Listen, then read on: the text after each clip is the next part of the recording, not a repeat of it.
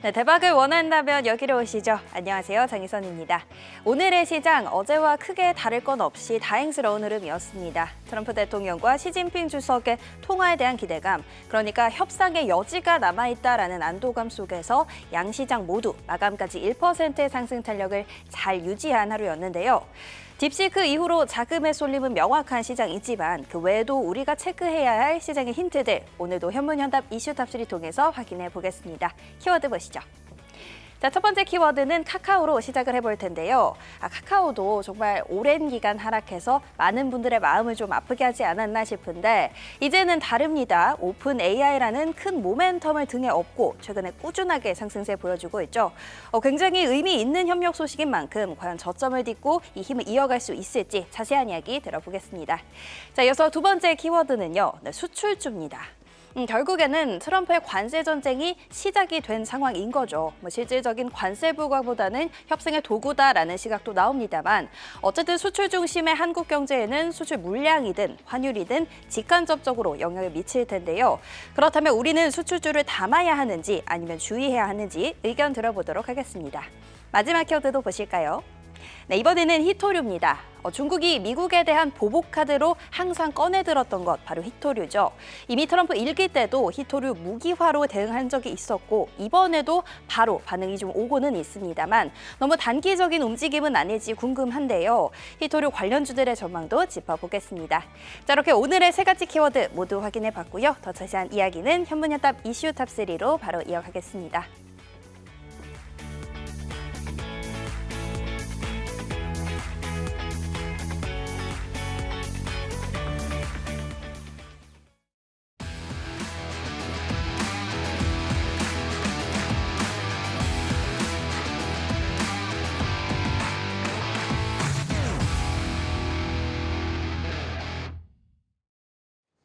(2월) 시장 변동성은 있었지만 차분하게 안정을 찾아가는 모습이 보여지고 있습니다. 아직까지 관세라는 불확실성은 남아있지만 전략으로 잘 이겨냈으면 하는 바람이고요. 오늘도 전략 잘 잡아주실 세 분의 파트너와 함께하도록 하겠습니다. 안녕하십니까? 네, 반갑습니다. 자, 일단 세 분이 정해주신 이슈, 첫 번째 이슈부터 다시 한번 확인해 보도록 하겠습니다. 첫 번째 이슈, 정말 많은 분들이 국민주라고 불렸던 카카오 관련해서 정말 눈독을 들이고 있을 것 같습니다. 오픈 AI와 손잡은 카카오, 상승 흐름이 좀 이어질 수 있을까? 과연 답변은 어떻게 주셨을까요? 답변은 바로 연기금, 외인 등 매수세 유입이 증가하고 있다라는 답을 주셨네요. 자, 일단 지금 분위기로만 본다면 추가 상승 흐름이 좀 나올 것 같은데 어떤 분이 답을 해주셨을까요? 네, 제가 말씀드리도록 하겠습니다. 우선 최근에 네이버도 조금 올랐어요. 네. 네이버, 카카오가 국민주, 그러니까 네이버, 카카오, 삼성전자 이 국민주라고 이름 붙은 것들이 전부 다 우리 국민들을 좀 괴롭힌 그런 상황이었거든요. 네. 근데 삼성전자도 아직까지도 확실하게 반등의 어떤 시그널을 주지 못하고 있는데 그럼에도 기대감을 가지고 있습니다. 대한민국의 AI 1위 기업이라고 한다면 누가 뭐라고 해도 네이버입니다. 그러다 보니까 네이버는 어느 정도 올라서 이제 수익에 약간의 수익을 가지고 있는 분들이 꽤 많아졌거든요. 그러니까 카카오가 어떻게 될 것인가 하는 부분인데 사실 이 카카오가 그동안에 이제 두 가지 점에서 좀 평판이 안 좋았습니다. 하나는 문어발식으로 확장을 했다는 것과 먹튀 뭐 이런 것들이 나왔었거든요. 네. 그러다 보니까 카카오 전반적인 이미지가 안 좋았고 또 이제 뭐 김범수 회장에 관련 그 이사장에 관련된 그 뭐 이런 것도 좀 있었고 그런 부분이 있었는데 카카오가 가지고 있는 실질적인 딜레마는 AI에 있었거든요.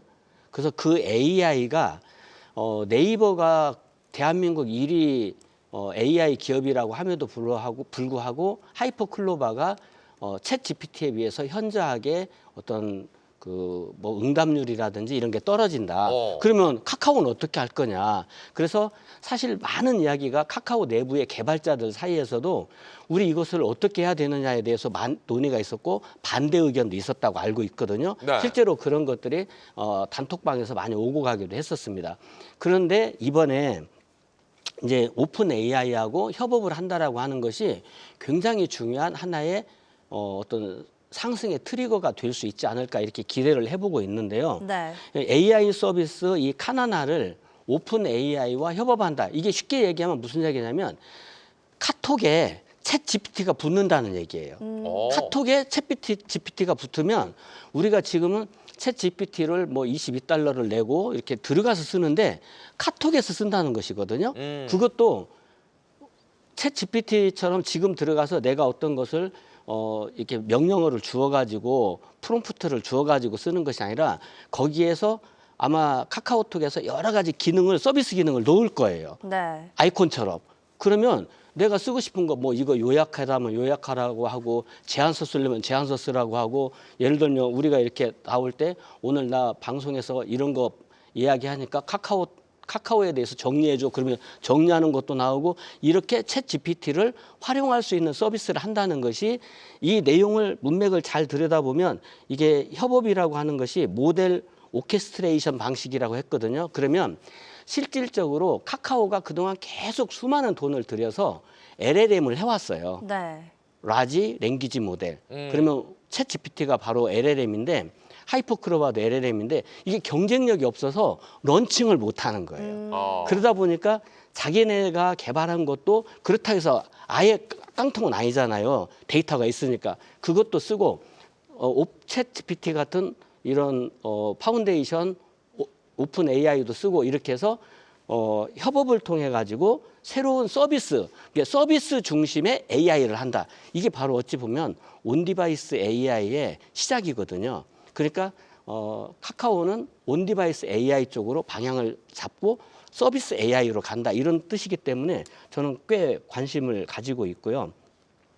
그런 점에서 최근에 보면은 이 기관이라든지 외국인이라든지 이런 쪽에서 매수세도 좀 들어오고 있는 상황이거든요. 네. 특히 저는 이제 연기금이나 우리나라 기관에서도 연기금이나 보험 쪽에서 매수세가 들어오는 것을 되게 긍정적으로 생각하는데 연기금에서 지금 계속해서 매수가 강화되고 있는 모습을 본다면 지금은 좀 기대를 가질 수 있지 않나 하고 제가 차트 보면서 간략하게 차트 말씀드릴게요. 네. 지금 바닥권에서 우리가 보면 누가 뭐라고 해도 이 자리는 바닥권일 수밖에 없어요. 지금 자리가. 주봉을 놓고 보더라도 주봉을 이렇게 놓고 보시면 이게 이 정도면은 바닥이라고 해야 되지 않겠어요? 이 높이에서부터 여기까지 쭉 내려와서 여기 보면 바닥에서 거래가 이렇게 증가하는 모습을 보여줬거든요. 바닥에서. 그러면 이 바닥에서 들어온 이 거래량의 의미가 뭐냐? 그냥 심심해서 산 거냐? 그런 건 아닐 거라고 네. 보거든요. 그렇게 놓고 본다면 지금 현재 추세가 완전히 돌파되었다라고 말하기는 어렵습니다. 증권사에서 최근에 제시한 목표가는 49,000원이에요. 네. 그럼 49,000원이 여기 정도 되는데 지금 43,200원으로 오늘 종가가 마감했잖아요. 그러면 여기를 돌파하는 47,500원 정도 되는데 이 47,500원을 돌파하게 되면 실제로 내가 여기에다가 비중을 실어야 되겠다라고 한다면 카카오의 비중은 47,500원을 돌파하고 안착한 상태에서 여기에서 비중을 많이 실어야 돼요. 그러니까 47,500원까지는 아직까지는 좀 조심스럽게 기술적 반등을 하다가 47,500원을 넘어서게 되면 지금은 아마 관성의 법칙으로 갈 거예요. 네. 근데 저 47,500원을 넘어서면 가속도의 법칙이 붙는다. 거기서부터가 슈팅이다 이렇게 보시면 돼요. 물론 쉬어가겠죠. 그런데 지금부터는 카카오에 대해서 좀 관심을 높여서 그동안에 고생 많이 하셨던 분도 네. 지금은 참고 견디시기를 이렇게 말씀을 드리고 만약에 자금 여유가 된다면 좀 추가 매수하는 타이밍을 우리 방송을 잘 보시면서 모색하셔도 좋겠다 이렇게 말씀을 드려보겠습니다. 좋습니다. 어쨌든 카카오에 대한 관심은 계속 가져야 한다라고 짚어주신 건데 네. 근데 결국 보면 이제 오픈 AI와의 이 협력 소식이 네이버처럼 자체적인 AI 모델을 쓰겠다는 게 아니고 외부에서 AI 모델을 가져오겠다고 하는 건데 그러면 뭐 이제 어쨌든 수익화가 나기 이전에 비용적인 부담이 생기는 거잖아요. 네. 아직 사실 다른 리스크들이 많은 상황에서 네. 그래도 매수해도 괜찮다라고 보시는 건가요? 이제 그 비용 같은 문제들도 실제로 이제 챗 GPT를 쓰게 되면 지금까지 이제 챗 GPT를 우리가 그냥 쓴다고 한다면 토큰별로 이렇게 들어가기 때문에 네. 막대한 돈이 들어가요. 근데 여기는 지금 협업을 통해 가지고 이게 이번 동맹이 그냥 단순한 동맹이라기보다는 이 딥시크에 대항하는 연합군을 만들려고 하는 것 같아요. 네. 그래서 지금 카카오에서 내부 이 사내 업무용 목적으로 딥시크를 사용하지 못하게 제약을 했어요. 그러면 딥시크가 지금 정보를 어떤 것을 원하냐면 이름, 생년월일, 여기다가 키보드 패턴, 오디오 이런 것들을 다 원하거든요. 네. 그러면 이게 정보가 유출되면 안 된단 말이에요. 그래서 그것을 핑계로 해서 사용을 못하게 했는데 이 이야기는 결국은 한국, 미국 또는 오픈 이런 그 AI 이런 쪽이 일본까지 해서 딥시크 중국에 대항하는 AI 연합군을 만들려고 하는 것이기 때문에 비용 문제가 크게 좌우되리라고 생각하지는 않고 비용 문제는 아마 적절한 수준에서 협업을 통해서 윈윈하는 전략으로 가지 않을까 네. 생각을 합니다. 그렇게 봐야 될 것 같아요. 제가 볼 때는 이제 딥시크가 던진 화두가 네. 오픈 소스잖아요, 그죠? 그 소스를 갖다가 이제 공개를 한다는 것입니다. 네. 그러니까 이제 정보의 그 AI를 대중화한다는 이런 거죠. 대중화한다는 그 자체의 의미가 비용 부담을 줄여준다는 것이죠. 그러니까 모든 AI 업체들이 쉽게 이제 진출을 할 수 있는 그러한 여건이 조성된다. 이런 이제 의미가 담겨 있다 이렇게 볼 수 있습니다. 그렇기 때문에 이제 사실 이제 이 카카오 같은 경우는 이제 오픈 AI하고 손을 잡는 거잖아요, 그죠? 네, 네. 그런데 이제 네이버 같은 경우는 또 다른 문제입니다. 네이버 같은 경우는 이제 소브린 AI, 그러니까 소브린은 주권이라는 의미입니다. 네, 네. 네. 그 구한말에 있던 흥선대 어무지 이제 쇄국 정책을 썼지 않습니까? 어. 그렇듯이 이제 침투에 들어오는 외세, 그러니까 AI 미국을 문화를 중심으로 해서 이제 거대 언어 모델을 이용해서 이제 뭐 검색을 해 나가는 거 아니겠습니까? 그런데 이제 거기에 답변이 다를 수가 있거든요. 한국에서 질문을 갖다 던지면은 한국은 일본의 뭐 속국이 됐다만 이렇게만 던진다면 이거는 네. 진짜 심각한 문제가 되는 거잖아요. 그렇죠. 잘못된 정보들, 뭐 동해는 일본에다 이렇게 되면 안 되잖아요. 그죠? 근데 거기에 대항하면서 이런 걸 갖다가 이제 바꿔 나가는 이런 문화를 조성하는 게 이제 네이버가 가는 길이고 카카오는 이제 외세를 받아들이는 것이고 개방 형태로 가는 거고 네이버도 개방형으로 가는 것이지만은 이런 이제 과정 속에서 일단 이제 앞으로 싸움이 이제 진행되겠죠. 근데 이제 어쨌든 우리는 미국은 AI 인프라를 갖다 700조를 갖다 투자하지 않습니까? 네, 네. 그게 일원으로 일단 이제 카카오가 들어간다는 것이니까 굉장한 의미가 있다 이렇게 우리가 보는 것이고 그런 의미에서 본다면은 앞으로 우리 이제 우리가 이용자들 입장에서는 굉장히 확장성을 많이 가질 수 있다. 정보를 갖다 취득할 때 확장성이라든지 이런 걸 많이 가질 수 있기 때문에 그래서 앞으로 일단 이제 예전의 플랫폼 시대의 그 이제 그런 그 네이버라든지 카카오가 아니라 이제 새로운 어떤 이제 AI를 통한 이런 상업적 모델을 갖다 구축해 나간다는 것이기 때문에 굉장히 의미가 크다고 저는 보고 있습니다. 그래서 네. 저는 긍정적 관점에서 봐야 되지 않을까 싶습니다. 자, 일단 긍정적으로 보자라고 두 분께서 이야기를 좀 해주셨는데 네. 김용덕 파트너가 봤을 때 카카오 여전히 풀리지 못한 뭐 문제들이 조금은 있잖아요. 관련해서 해결하고 성장 모멘텀을 그대로 받을 수 있을까요? 우선 뭐 오너 리스크도 아무래도 있는 부분들이 되고 그리고 이제 우리나라에 있는 그 소상공인 사업 부분들을 다 좀 잡아먹기 위한 문어발식 확장 부분들을 했다라는 부분에 있어서의 문제도 아직까지는 이제 제대로 해결되지는 않은 부분으로 좀 볼 수가 있는 부분인데 지금 오픈AI하고 협력을 하에서 이 부분에 대한 AI 비서 부분들을 만든다라는 부분도 정확하게 어떻게 협력될 건지에 대해서는 아직 구체적으로 정해진 게 하나도 없다. 앞으로 협의체를 지금 마련했을 뿐이지 협의를 어떻게 해나가겠다라는 것은 앞으로 해나가겠다라는 정도만 얘기를 했거든요.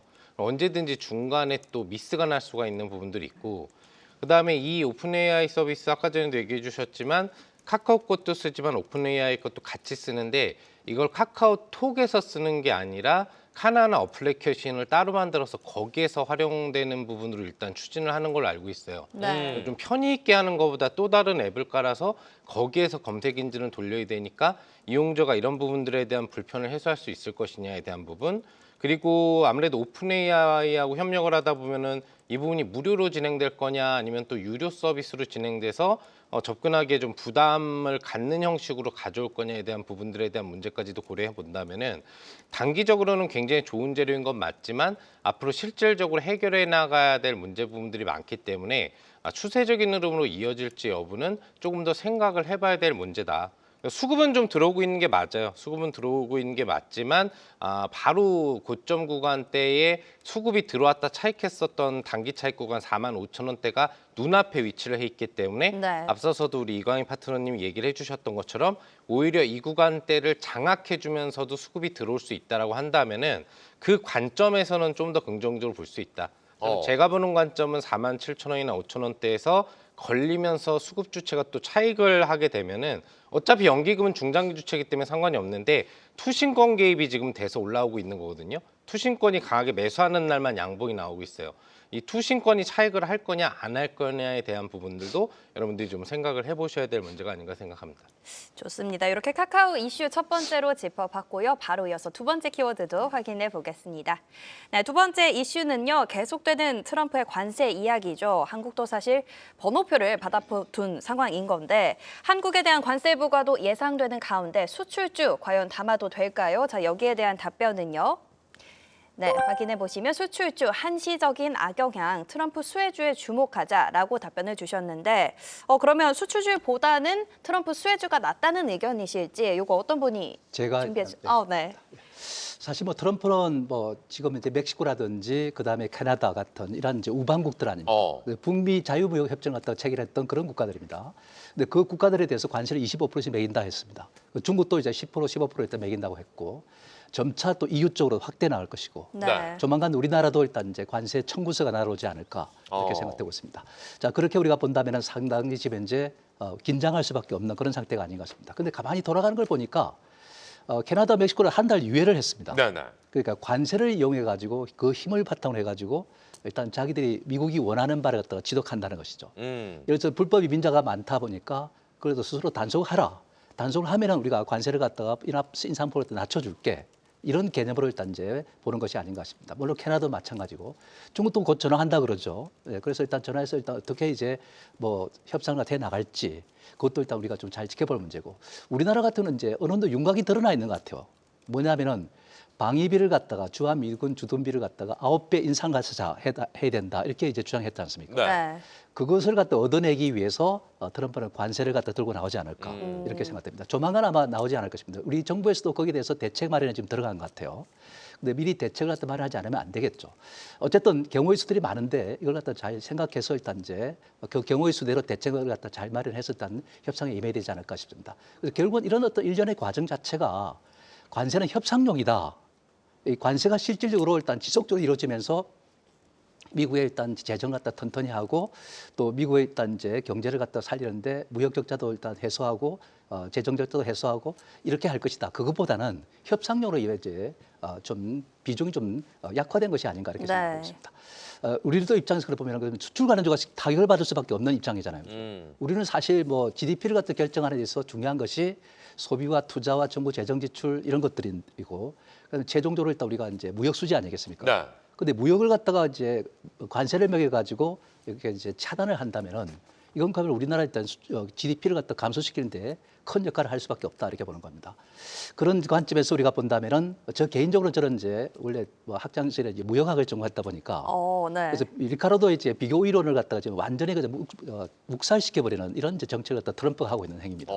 그런 점에서 본다면 사실 저는 트럼프는 국제 질서의 배신자다 저는 이렇게 이제 보는 사람 중에 한 사람입니다. 네. 근데 어쨌든 그런 이제 자유무역을 갖다가 파괴하는 이런 행위를 갖다 하고 있는 것이죠.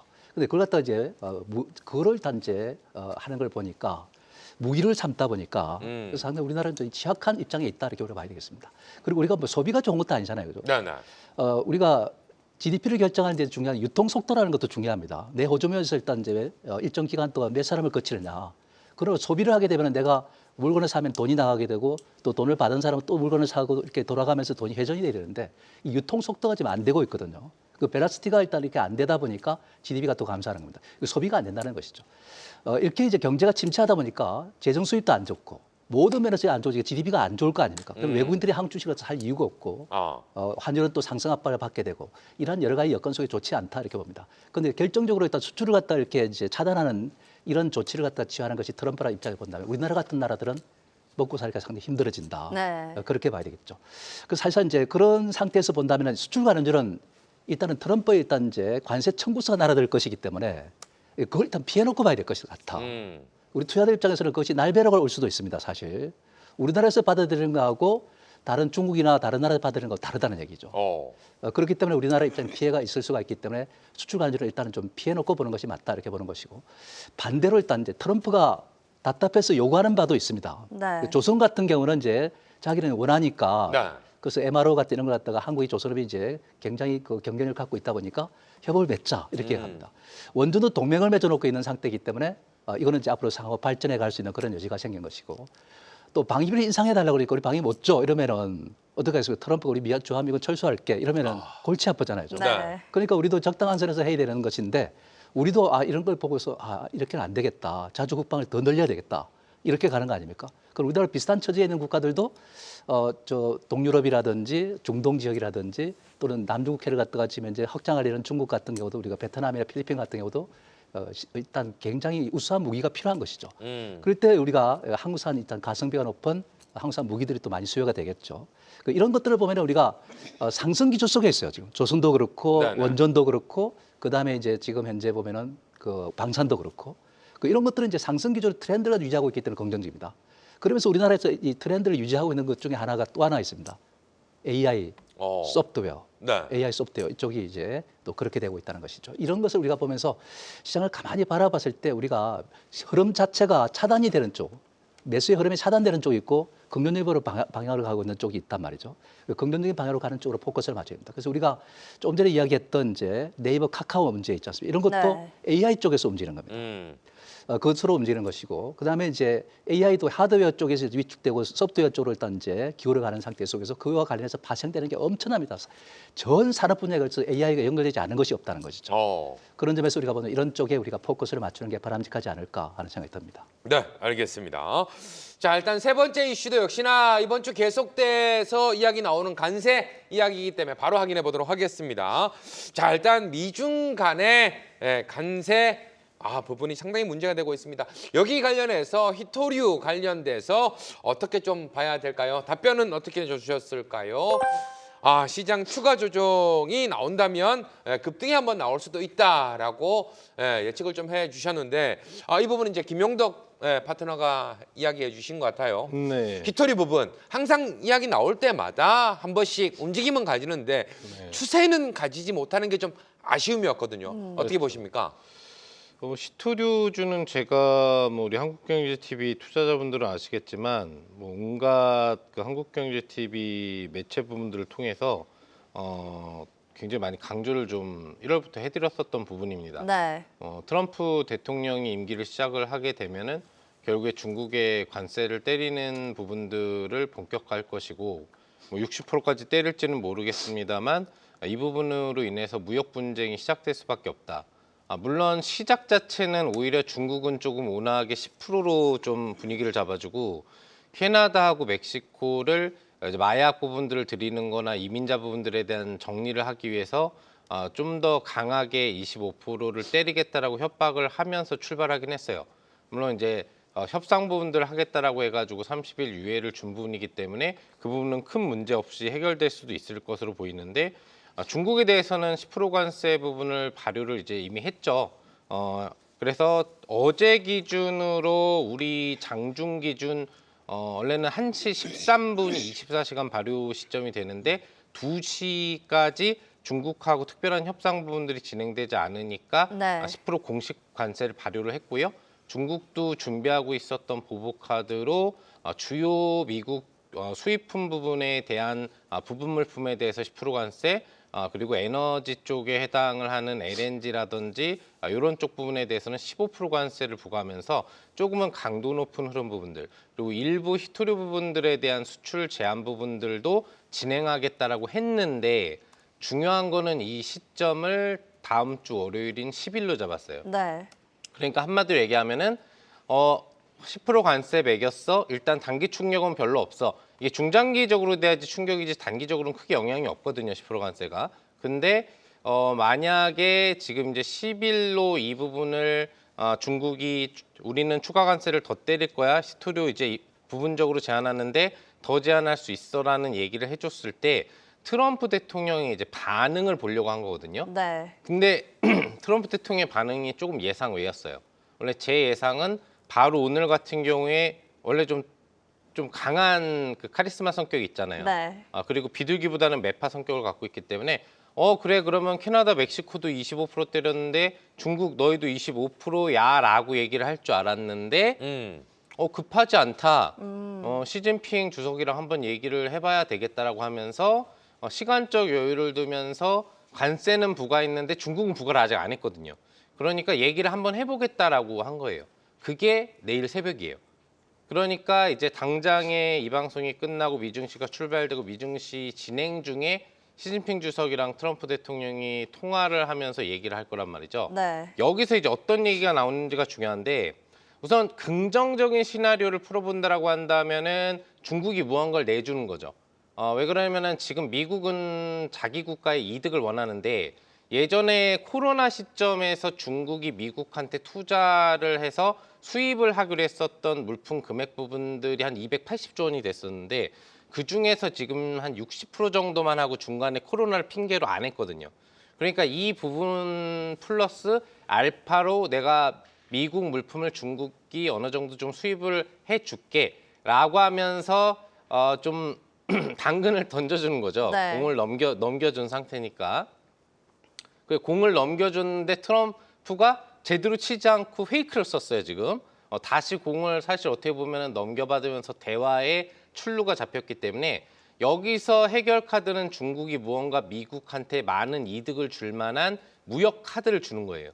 그러면은 관세 협상 부분들은 나름대로 조금 향후에 진행되더라도 다시 이 부분들이 원점으로 돌아갈 수도 있는데 현재 시점에서 과연 시진핑 주석이 10% 관세를 가지고 겁을 먹어가지고 그런 부분들을 진행하면서 10일 발효하기로 했었던 관세를 접고 투자를 하겠다라고 할 것이냐에 대한 부분을 본다면 네. 개인적으로 이 정도 관세에서는 그런 흐름을 보이지 않을 것이다. 왜 전에 1차 무역 분쟁에서도 관세를 서로 맞닥뜨리면서 몇 번 정도 왔다 갔다 거렸거든요. 네. 그래서 충격파가 심해지니까 이제 중국이 좀 꼬리를 내린 부분들인데 아마도 트럼프가 원하는 어떤 조건이 크다라고 한다면은 시진핑이 이 부분들을 받아들이지 않을 확률이 높고 그렇다라고 한다면은 트럼프가 바로 연이어서 중국에 대해서 내일 새벽 대규모의 관세 증가 추진 부분들을 다시 한번 언급을 하면서 또 협박을 나서게 될 거예요. 그 시점은 아마 동일하게 중국이 10일 날 발효하기로 한 시점을 맞춰서 아마 발효를 할 것 같고 네. 그리고 여기서 이제 중국의 반응을 보는 거죠. 중국이 뭔가 또 제스처가 나오는지 그런 부분에 있어서 추가 관세에 대한 얘기 또는 협의가 만약에 내일 저녁 기조 내일 새벽 기조에 이루어지지 못한다면은 미중시는 흔들릴 거예요. 네. 조정이 상당히 심하게 나올 수 있고 달러 급등이 나올 수가 있는 부분들이고 무역 분쟁의 지금 핵심은 중국이에요. 캐나다, 뭐 유럽연합 그리고 멕시코 뭐 이런 쪽이 아니란 말이죠.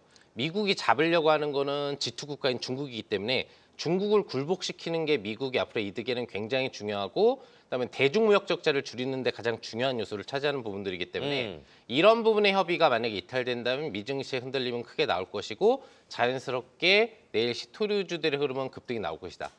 왜 오늘 시토류 관련주가 안 떨어졌겠어요?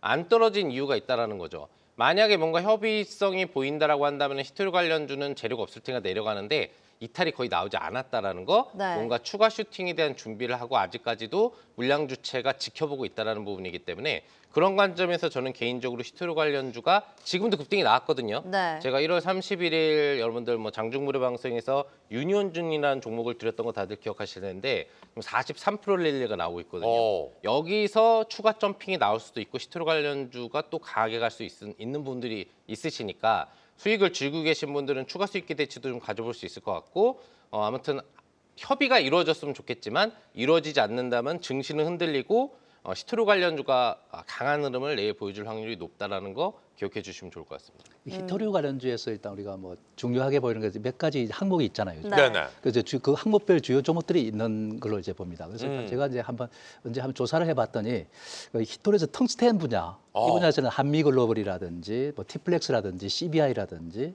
미래나노텍 같은 이런 종목들이 있고, 그다음에 인디움 같은 경우는 이제 오디텍 같은 이런 종목에 해당이 되는 상태 있고, 그다음에 이제 텔루리움 같은 경우는 DNF, 그다음에 비스무스 같은 이런 이제 분야에서는 DS 테크놀로지 같은 거. 그다음에 이제 몰리브덴 같은 경우는 이제 금양이라든지 유니온이라든지 티플렉스라든지 대원화성 같은 뭐 이런 종목들이 이제 그 관련주라고 우리가 보시면 되겠습니다. 참고로 말씀드립니다. 좋습니다. 근데 결국 중장기적으로는 미국도 사실 학습을 했을 거고 히토류 관련해서 뭐 공급망 다변화를 어쨌든 준비는 하고 있을 것 같은데 결국 협상이 나온다거나 히토류 관련주들의 움직임이 조금 단기적이지는 않을까 싶기는 합니다. 우리 김용덕 파트너 또는 이광희 파트너님께서는 히토류 관련해서 저희가 조금 대응할 수 있는 시그널이나 매매 관련해서 저희가 이때는 이렇게 대응해야 된다라는 게 좀 있을까요? 뭐 간단하게 말씀을 드리면은 히토류 관련주들이 추세를 만들어서 간다라고 이렇게 보기는 좀 어렵고 네. 정말 단기 슈팅은 충분히 나올 수 있다고 봅니다. 예를 들면 한 2일, 3일 정도 뭐 15% 또는 상한가까지 이렇게 나올 수 있기 때문에 사실은 그 상승폭이 따지고 보면 엄청 큰 것이거든요. 이게 단기 슈팅은 나올 수 있는데 2025년 1년 중에도 아마 순환매 형태로 이렇게 나타날 수 있다라고 봅니다. 그런데 이제 그 중에는 히토류 관련도 있지만 방금 말씀하신 것처럼 여러 뭐 한미 글로벌이라든지 이런 종목들은 이런 재건 관련도 있고 또 트럼프가 지금 욕심을 내고 있는 뭐 그린랜드라든지 이런 쪽 얘기하는 것도 다 히토류를 얘기해서 그러는 것이거든요. 우크라이나에도 내가 전쟁 무기를 지원해 줄 테니까 예를 들면 히토류를 달라 뭐 이런 식으로 얘기를 한다고 그래요. 네. 그러니까 요즘에 재건주들이 안 움직이고 있거든요. 그렇게 놓고 본다면 이 히토류 쪽으로는 단기 슈팅이 만약에 나온다고 한다면 상승 초기에 붙어야 되고 만약에 트레이딩 관점을 넣어서 이렇게 해야 된다고 생각을 하고 특히 이제 유니온 같은 경우에는 유니온 머티리얼즈 같은 건 좀 올랐어요. 근데 네. 사실상 실적은 뒷받침이 안 됩니다. 그래서 그런 쪽은 단기적인 관점에서 내가 수익을 챙기고 나온다 이렇게 하는 것이 좋겠고 오히려 이제 LS 머티리얼즈라든지 또는 시가총액이 작지만 동국 RNS 같은 종목들은 완전 바닥권에 있기 때문에 그런 종목들로 선도 종목들이 크게 튀면은 그런 종목들이 뒤따라간다 이렇게 생각을 해서 매매 대응하시면 좋을 것 같습니다. 좋습니다. 관련해서 전략까지 들어봤고요. 이렇게 해서 세 분과 함께 현문현답 이슈 탑3 모두 살펴봤습니다.